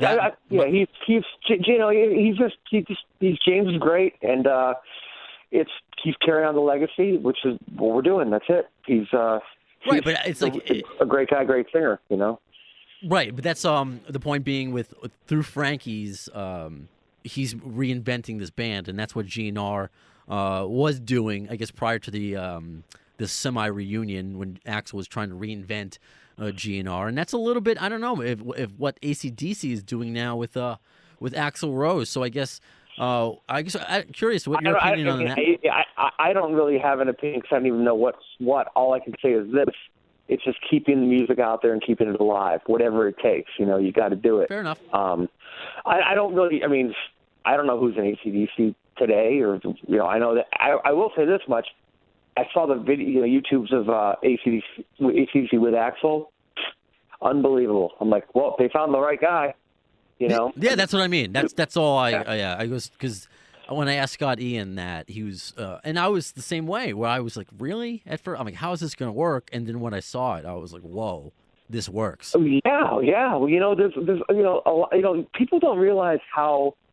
I mean, anyone who's seen the Riot movie, you realize singers, they're different ducks. It's a whole different thing where you can play guitar with malaria and get away with it for the most part. But as being a lead singer, it's like you don't realize it's very hard to hit some of those notes, be it GNR or Quiet Riot or AC/DC. It's your body is your instrument. So to have that thing that's already built into you that you were born with, that DNA, it's a whole different thing. And I can barely sing backup vocals, but when I see these guys come in and go for it, it's like, okay, but now do it 10 nights in a row and do it for 3 hours or do it for 2 hours. So I get it. I'm not a singer, but I'm like, wow, I have a lot of respect for anyone that can pull that off. I mean, and stepping into those big shoes and singing all those iconic songs is not easy, that's for sure. So I pass off to anybody that can really pull it off, and I've been lucky enough to see it meet people that have. So, and as have you, What was your experience working with Gilby Clarke? He recently had said that he was a little disappointed that he wasn't inducted into the Rock and Roll Hall of Fame along with GNR. Do you agree with that, or what? What was your overall experience working with him? Gilby's very good friend of mine, and very he's a great producer. He produced a record called "The Return of Psycho California" by a band that I formed called Hotel Diablo. I don't have an opinion on the Rock and Roll Hall of Fame in general because I don't even know what it really means. What is the Rock and Roll? That's an oxymoron in of itself. You're right. The Rock and Roll Hall of Fame, it's kind of like going to Berkeley to learn how to play rock. Wait, Bon Jovi over Judas Priest was just like, ugh. Wait, what? That Bon Jovi got in and Judas Priest did not. Well, okay, Bon Jovi did sell a lot of records, had a lot of hits, but Judas Priest is okay. There's an argument on both sides of the fence there. I'm not going to take a side. I just, you're the first one to tell me this. Really? I would say before. I'm not saying Bon Jovi doesn't deserve it, but before Judas Priest, I thought they were already in, to be honest with you. Right. I didn't even realize they weren't. Yeah, no, that's like a lot of people. Is Iron Maiden in there? I don't think they're in there either. They have no love for metal. Deep Purple? How is Iron Maiden not in there? I mean, but again, I'm not going to go off on some rant about the Rock and Roll Hall of Fame because it's not real. It doesn't really mean anything. I shouldn't say it's not real. It's what does it exactly gets you in? I don't know. I have no idea. I thought they were already in there. Yeah, no, it is weird, and especially for us GNR fans when we saw GNR get inducted, that was just the whole thing is just weird. You wanted the people to come together, and I mean, yes, in 2017 fences have been mended, but it was just a weird place. It's a weird environment, the Rock and Roll Hall of Fame, but just like you said, I don't know. I really don't know much about it. I mean, I've watched the polished, edited version on HBO, and that's pretty much it. I honestly, it's not even on my radar. I don't even know. I mean, there's bands that sold 100 million records that aren't in, and there's people that went barely gold that are in. So, okay, it doesn't make any sense to me. It's you're right. Very political, Right. But then, other than just like the ridiculous concept of it, That's what I mean. That was just a topic of conversation with Gilby about Gilby, saying that he thought maybe he could be inducted with, because he was a part of the band. He wasn't maybe a part of, of course, it wasn't a part of Appetite and things like that. So it's just when you have this family, the Guns N' Roses family, or you have this Quiet Riot family. I mean, Pearl Jam, when they got inducted, Eddie Vedder invited every single drummer. Wait, they're in the Rock and Roll Hall of Fame?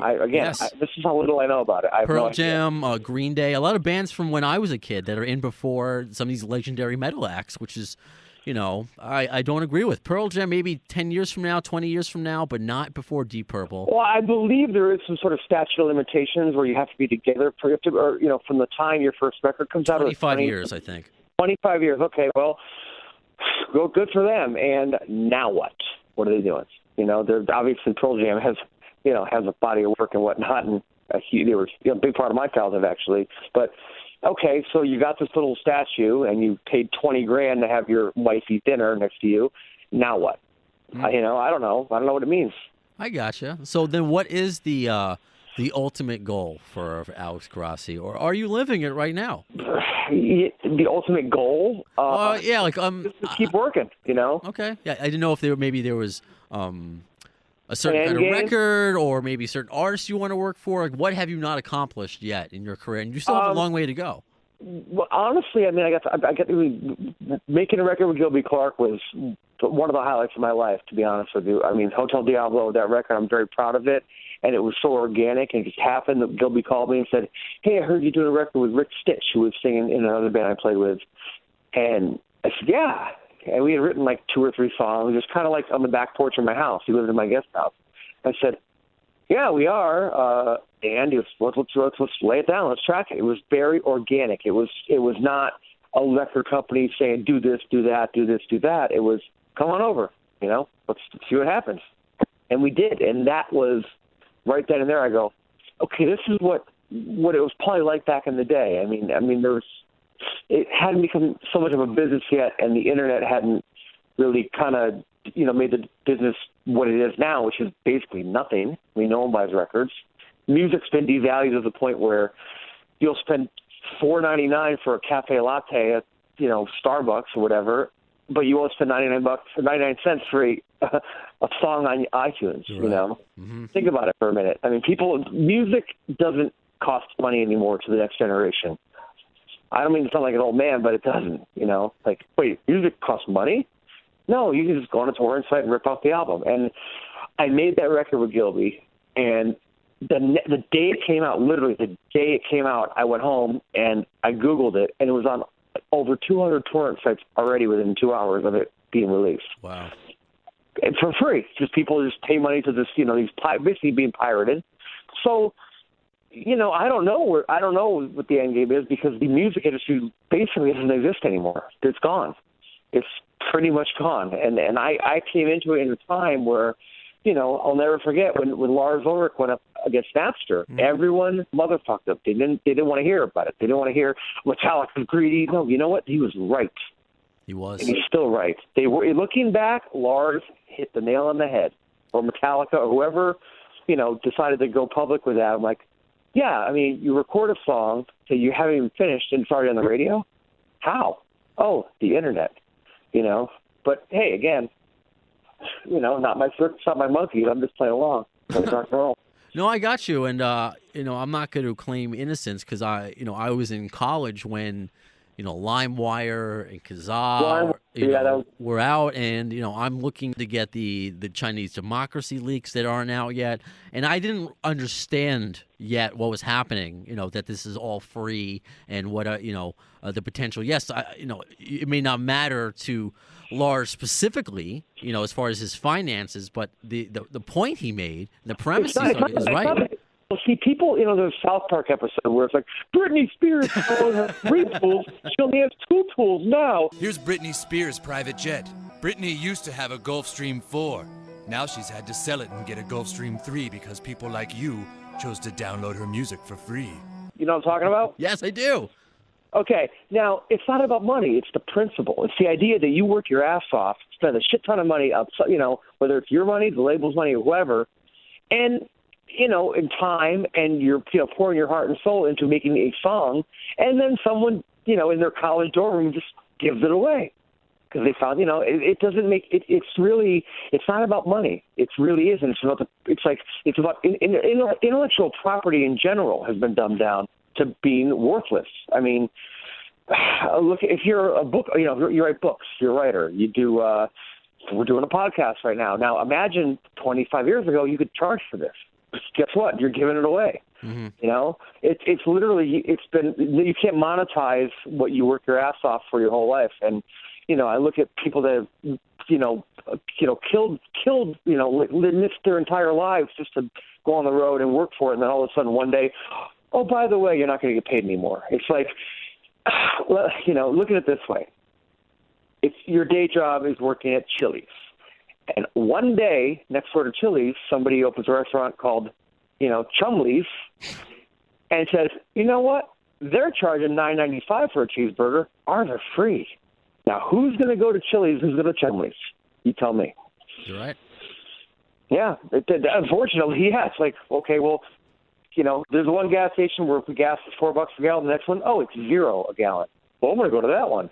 That's the mentality now, unfortunately. And that's why you see Walmart. I mean, walk into a Walmart, there's no CDs. I mean, there's one little rack, but a rake makes more money, or a snow shovel, or a pair of stretch jeans makes more money for a Walmart or a Target than music does.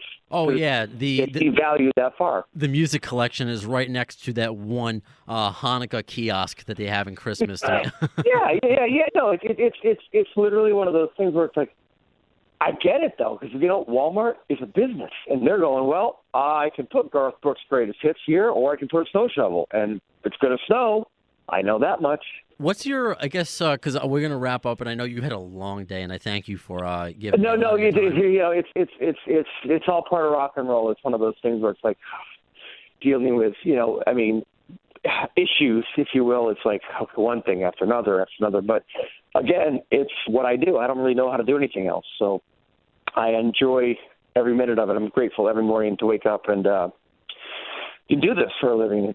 It's even if it's on the business side of things, it's still nice to be in the, nice to feel like you're out there doing something, and I'm very grateful for it. And people like you and the fans that come out to see us, it's very gratifying in that sense of the word, because like I said, the industry's kind of, it's eating itself alive, It's the only industry I've ever seen that eats their own, so. Yeah, it's very challenging. If you survive it, you're lucky, and I relate a lot of it to it just being in radio. Not everyone is Howard Stern. There's only one, and it's very difficult. Exactly. Well, very well put. Because he okay. When I was a kid, I want to be C.C. DeVille. I want to be Flash. I want to be Ace Frehley. I want to be Joe Perry. Okay. Well, there already is a Joe Perry. There already is a Jimmy Page. There already is a Flash. I got to be myself, and I got to figure my own shit out, And that's what separates the men from the boys in this business. It's like, okay, well, obviously, things don't work the way they did back in the day for those guys, so figure it out. That's the bottom line. And, like I said, keep on keeping on, Love it. I love it. Alex, is there anything else you want to get out there? Because I know it's Alex Grossi Music, right, .com? And you're at Alex_Grossi on Twitter? Or is it just Alex Grossi? I forget. I think in all honesty, I think it's like 5 Twitters that are mine, but the one that counts that I actually look at maybe once a month is at Alex Grossi. Okay, cool. Because I want to make sure we tag you. And you. Tag me. Again, tag all of them, hashtag them, whatever, make it trend. Maybe I can finally get up there with Bitcoin. You were on it. What is Bitcoin? What is Bitcoin? I honestly don't know. I that's not what Mario collects. That's not what Mario does to get okay. Now is that? So, but what about Luigi? Yeah, no, Luigi. I think he's on food stamps. He doesn't get any love. Only lasagna for via food stamp for Luigi. He didn't have the same career Mario did in Super Mario Brothers. Luigi was kind of like, there's Lionel Richie, then there was the other guy. There's Bobby Brown and the other guys. Belvin DeVoe, I've not heard a lot about them lately, but Bobby Brown, just saw him a few months ago, still kicking it. So, George Michael and the other guy from Wham. Well, actually, yeah, but yes. The other guy, what was his name? Luigi. Was Luigi in Wham too? I don't think Luigi was in Wham. That's what I'm saying. I couldn't tell you, but I'm Italian, so I got to remember these things. You got to come back, Alex. When you're in town, I hope that you and or Don can come down to our studios. Yeah, and I'm calling on time this time too. I really apologize for that, but again, it's rock and roll. It never stops. I was joking with Don. I'm not gonna put too much my Jew guilt on you. It's the Festivus season, so it's all good. I appreciate you just making the time for me. No, the Festivus. Don't get me started on that. I actually don't. My family, my mother retired a couple of years ago. She actually went to Home Depot and had a Festivus pole built to the dimensions of the one from the episode. You got to get your mom on the episode next time. She's like, well, I don't want a tree because it's a mess. But I want a Festivus. I go, all right, well, we got to do the airing of the grievances. We got the feats of strength. I got a lot of problems with you people. Now, you're going to hear about it. Now, what day is Festivus, actually? Is it December 23rd? It is Saturday, December 23rd. That is so every year, like Christmas Eve is the 24th, Christmas Day is the 25th, like that's when Santa Claus comes in the morning, which is actually your parents drunk, giving you cookies, pretending someone ate cookies, as we both figured out in life, or at least I did. So Festivus is the 23rd every year, so the date never changes. Unlike for Hanukkah, where I need, honestly, every year, one of my non-Jewish friends reminds me. I'm like, I don't know. I can't keep track. I'm the worst Jew ever. Well, Hanukkah, I let me think about it. I don't even know what I am, but I know that we have a Festivus pole in Florida where my mother, every year, I got a lot of problems with you people. Okay, here we go. I love it, Alex. You were great. Don was great. Thank you for inviting him on as well. And again, I said at the beginning of the episode, thank you to Genocide from. Paradise Kitty. Yeah, Jenna is. I got to say this. Every town we've got an AC/DC tribute band or a GNR tribute band or a Kiss tribute band or Motley Crue tribute. Paradise Kitty, Jenna, and Rachel, and the rest of the band, are a step above, and I think there's a lot more to it than just playing covers. And they're not only a great band, but they're great people, which I really, really appreciate. And this business is very hard to find, trust me. I agree. They were amazing when they came here, and the fact that Jenna was more than willing to help me out because I want to. Hey, I know Hookers and Blow are touring, and I know they're friends with you. We do shows with them. We're actually in December. We're doing right. That's why I reached out. Yeah. And then it's a great combination because if Disney goes, I don't want to sing this song, okay, call Jenna up, and she comes over and kills it, and we're friends. Like I said, they're good people. They're not. They're out there doing the same thing we are. It's really cool to see that, and they're easy on the eyes as well, obviously. But it's nice to see. I mean, I've known Rachel for 15 years. When I moved to LA and joined actually Beautiful Creatures, she was working with Joe Estate. She was Joe's assistant, and I'm like, okay. And now here we are, 15 years later, and still working, doing our thing. It's awesome, and that's what this podcast has become for me. Yes, it's centered around Guns N' Roses, but to meet people like you and Jenna and Don, and got to speak to Dave Kushner and Charlie Benanti, and of course Scott Ian last episode, all surrounding Guns N' Roses, bringing us together. That's kind of where I'm at because it gives positive vibes and just a cool place to hang out. We may have different maybe political views or religion or whatever, but we all come together. We meet at that GNR nucleus, and we hang out there and see where it takes us. So this was awesome, Alex. I come back whenever you want. You want to talk about Hookers and Blow. You want to talk about Quiet Riot. You want to talk about Seinfeld. Whatever you want to do. You know what? I'd love to do a podcast that we don't discuss music once, but just talk. And about what? About nothing? I don't know. Thank you. Nothing. Let's do an entire 2-hour podcast about nothing. Let's do it. We got to think of a catchy name. It's Hookers and Blow. Do a Hookers and Blow but we podcast. won't talk about the band. Yeah, we won't talk about the band, though. Wait, Hookers and Blow? Wait, that's a band? No, we're not a band. We've never had been. We've never written one song, ever. Hey. Or learned a song, for that matter. I mean, we put that set list you spoke of earlier. Mm-hmm. That's the S word, set list. And then there's the other one, the R word, rehearsal. Oh. Nope. Not going to do it. Oh, I mean, Axl's rehearsing now. You got to rehearse. I mean, if Axl's doing it. No. Hookers and Blow, we don't rehearse. We don't. I mean, our rehearsal would basically be us paying for studio time, and there'd be nothing more than probably 24 crushed up beer cans and a tab that I had to pay. That's about it. I love it. Well, if you ever want to start a Hookers and Blow podcast, content will be up to you. If you need a producer, let me know. We can. We'll do something. You know, it's funny. It's like, yeah. I mean, why? That's the biggest thing. It's like, well, why not? You know, it's rock and roll, and that's the biggest thing. The moral of the story here is it's do what you want, whenever you want, however you want, and that's really rock and roll. Yeah, so like that's what we're doing. You know. To tie it in with the South Park reference, because I love all the references you're making. You know, like Cartman said, it's my body. I can do whatever I want. I could do 12 bangs. It's my body. I can do whatever I want. Yeah, yeah. I mean, yeah. What was the name of the boy band they had? Was that Finger Bang? Finger Bang. Yeah. Finger Bang. You into my life. Yeah.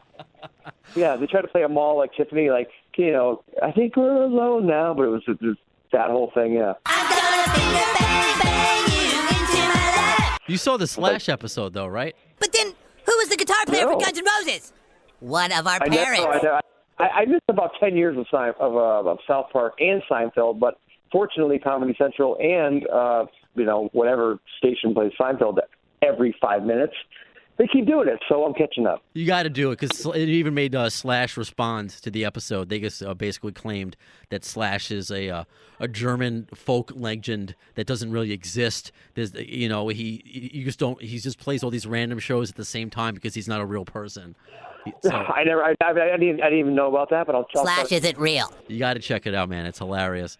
But Alex, again, awesome talking to you. Awesome meeting you. I can't wait to the Hookers and Blow show at Blackthorn 51, I believe, and that's where Paradise Kitty played when they came here. Yep, they played. They were back in November. Yeah, they were there. Thank you, Alex. Have a great day. Thank you. And talk soon. You got it, buddy. I'll talk to you soon, buddy. Thank you. Alex Grossi, ladies and gentlemen. Yes, it was a little bit of an interesting, bridge when we got Don Jamieson on first and then Alex, but we made it work. Hope you enjoyed. That is it for the Appetite for Distortion show, episode 38. When will the next one come out? Well, in the words of Axl Rose concerning Chinese democracy, I don't know if soon is the word, but you'll see it. You've been listening to the distorted minds of Brando and Scotto, dissecting all things Guns N' Roses on Appetite for Distortion. Follow the guys on Twitter at The AFD Show and on Facebook at facebook.com/The AFD Show.